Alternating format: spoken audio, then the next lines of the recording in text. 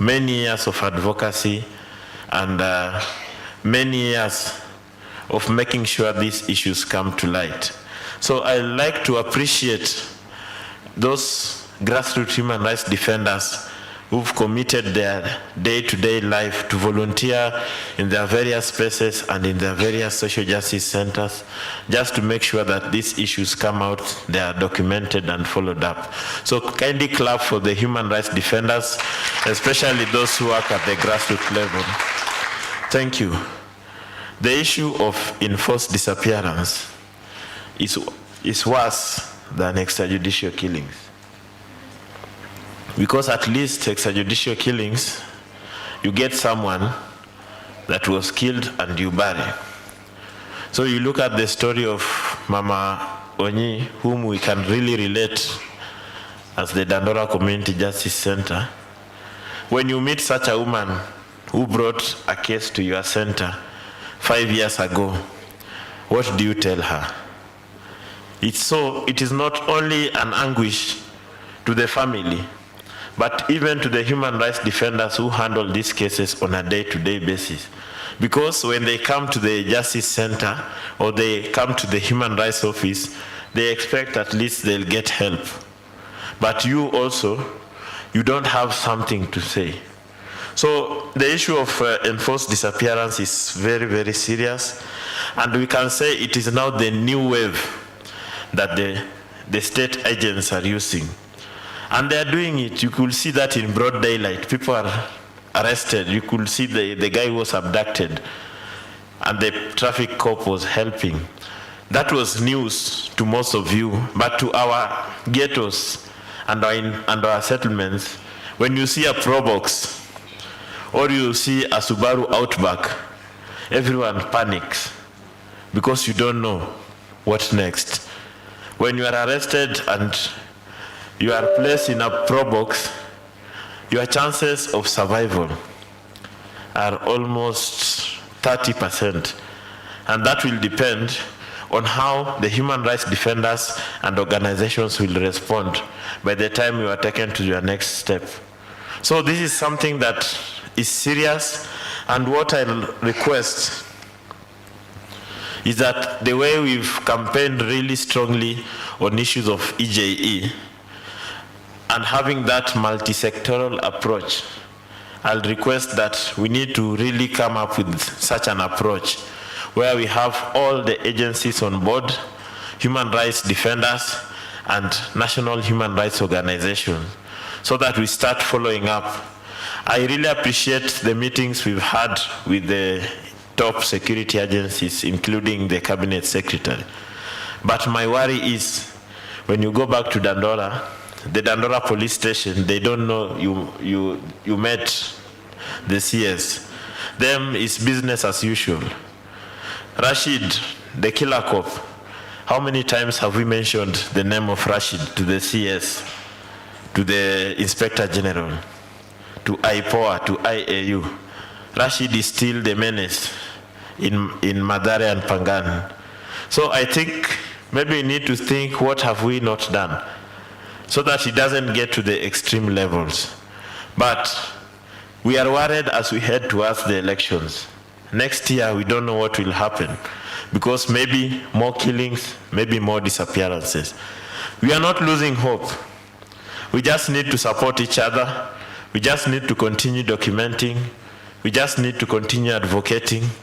And let us empower the first line at the grassroots level, where the first responders, let us empower them with knowledge and skills that they require, so that even when they collect evidence, they can collect evidence that is admissible in every space, even internationally. Finally, let me appreciate the Mothers and Survivors Network, Mothers of Victims and Survivors Network. They have done a great job since they started. They have undergone so many challenges, but they have remained consistent in the struggle. So Mama Victor and your team, we celebrate you, we appreciate you. You are our mothers, as we said. Most of them lost their sons. We are your sons, we are your daughters. We will never give up on you, and we will continue pursuing justice. Asanteni sana.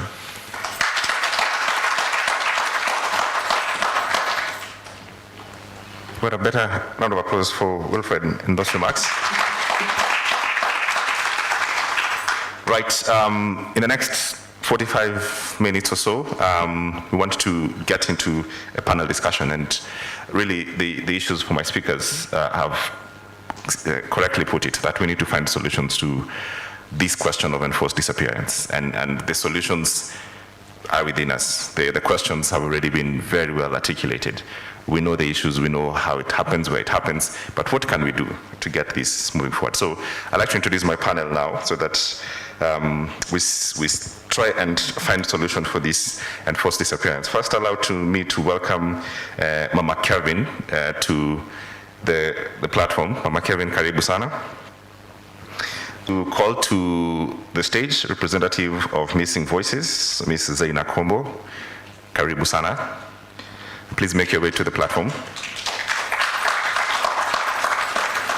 Allow me also to welcome from the National Police Service Internal Affairs Unit, Mr. George Mwangi.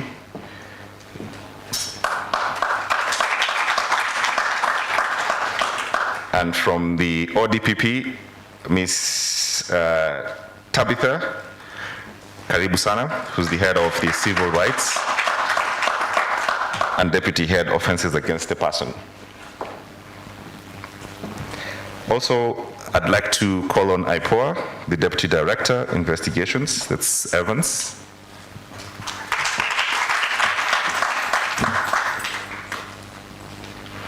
And I think I have one final person to call to, the representative of the African Commission on Human Rights, Mr. Kevin Mwangi. Karibu to the platform as well.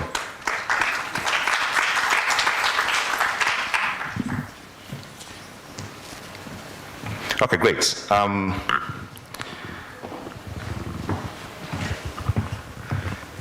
So this is how we intend to run. We hope so that, you know, if you have questions or concerns or something that you want to raise, please raise your hand and we'll be able to come to you. But my panel here is very well able to talk us around the question we are really thinking about this afternoon and this evening. And just to pick up from Wilfred, perhaps just to start from Mr. Mwangi, the George Mwangi, right? The question of where we are. Wilfred has said that, and I think I'll need to pick up from his point, that we know the killers, we know the places that this is happening. Questions have been raised, but still, it continues happening. From just the National Police Service and from unit. So Internal Affairs Unit, primarily we deal with police misconduct, complaints against police. I have heard what Olado was saying, and some of these issues are not news to us. We've had several forums where we've discussed issues to do with missing voices and how we can be able to address them. And from where I sit, a lot of things are being done. One of the things I know we the agency tasked with investigating police misconduct, we are really dealing with those cases when they come to us. We've never covered any police officer who is cited for any malpractice or violating rights of the citizens.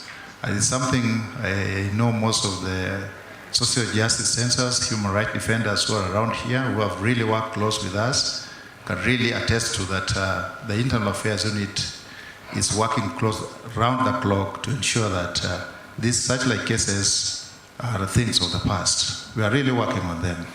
So as we continue to engage ourselves, I think we are going to interact and we'll really know what the unit has done so far. Thank you. All right, thanks. I think I'll go just around the room. So let me get straight to Tabitha as well. Yeah, just the same question from a point of view. Okay. My name is Tabitha, as you've been told. work for the Office of the Director of Public Prosecutions. I'm in charge of the Civil Rights Division. And our biggest focus is to defend human rights. And one of our key areas of operations is defending police accountability. Police accountability. We work very closely with the IPOA, who is seated next to me here, because this is the institution that is charged with the constitution of investigating matters relating to police violations. So I would say that there's a problem in the society. I have handled this desk for close to 1 year, and the magnitude of violations is just overwhelming. I work also closely with Mr. Okan because some of the violations border on indiscipline and some are explicit criminal conduct. So when it's criminal conduct, it comes to us, we review the files, and when we are satisfied, we make the decision to charge and we take them to court. But the bottom line is that there's a problem, maybe with the society, and also maybe with the recruitment. What is the caliber of people we recruit into the police force?